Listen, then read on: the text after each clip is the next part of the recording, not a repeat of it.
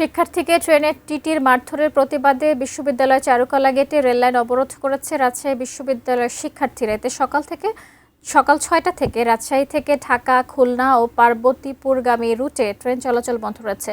সেখানকার সবশেষ পরিস্থিতি জানাতে সরাসরি যুক্ত হচ্ছেন প্রতিনিধি বুলবুল হাবিব। হাবিব, শিক্ষার্থীরা এ বিষয়ে কি বলছেন এবং রেল কর্তৃপক্ষ যারা রয়েছেন তারা কি বলছেন একটু জানাবেন। শাকিলা, এখন পর্যন্ত যেহেতু অবরোধটা চলছে এবং রাজশাহী রেল স্টেশনে বনলতা এক্সপ্রেস এবং সিলসিটি এক্সপ্রেস সহ বেশ কয়েকটি ট্রেন আসলে আটকা পড়ে আছে, এ কারণে যাত্রীদেরও একটা ব্যাপক দুর্ভোগ সেটা হচ্ছে।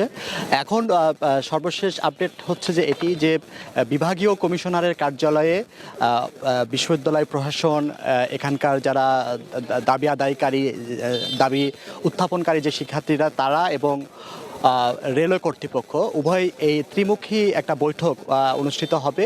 সেখানে আসলে এই কর্তৃপক্ষরা সেই বিভাগীয় কমিশনারের কার্যালয়ে গেছেন। সেখানে আশা করা যাচ্ছে যে একটা সুরাহা হবে। যদি সেখান থেকে একটা সুরাহা হয় তাহলে এই অবরোধটা প্রত্যাহার করবে শিক্ষার্থীরা, আমরা এমনটি জানতে পেরেছি। তো যেহেতু এই আলোচনাটা এখনও শুরু হয়নি, সেখানে এইমাত্র কেবলমাত্র গেলেন তিন পক্ষ, ফলে আলোচনা হতে হয়তো বা ঘন্টা 1-2 লাগবে।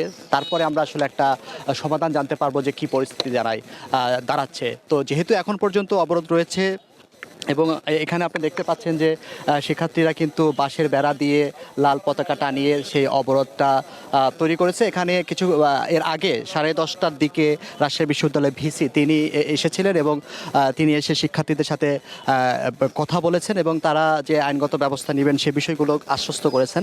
এর বাইরে যদি আপনাকে একটু জানাই যে বিশ্ববিদ্যালয়ের শিক্ষার্থীরাদের সাথে কিন্তু সকালের দিকেও রেলওয়ে কর্তৃপক্ষ বসার চেষ্টা করেছিল, কিন্তু তারা দাবি তুলেছেন যে এই ক্যাম্পাসে নিয়ে সেই মানে মিটিং যে অভিযুক্ত যার নাম সুমন তাকে এখানে উপস্থিত করতে হবে সেই বিষয়েই কিন্তু তিনি দাবি তুলেছিলেন এবং শিক্ষার্থীরা দাবি তুলেছেন। সে কারণেই কিন্তু এই তাকে যেহেতু নিয়ে আসা হয়নি, ফলে এই মিটিংটা বসতে আসলে দেরি হয়েছে। পরে তৃতীয় একটি জায়গায় যেটা বিভাগীয় কমিশনারের কার্যালয়ে বসা হচ্ছে এবং এই যে শিক্ষার্থীরা তো যেহেতু বেশ কয়েকটি দাবি জানিয়েছে, তারা প্রধানত তাকে স্থায়ী বহিষ্কারের কথা বলেছে, কিন্তু ইতিমধ্যে কিন্তু রেলওয়ে কর্তৃপক্ষ তাকে সাময়িক বরখাস্ত করেছে। কিন্তু শিক্ষার্থীরা চাচ্ছেন যে তাকে যাতে স্থায়ী বহিষ্কার করা হয়, সেটাই দাবি। এবং এই যে মারধরের যে শিক্ষার্থী তার ক্ষতিপূরণ এবং যাতে ট্রেনে আর এ ধরনের কোনো টিটি কর্তৃক যাতে কোনো ধরনের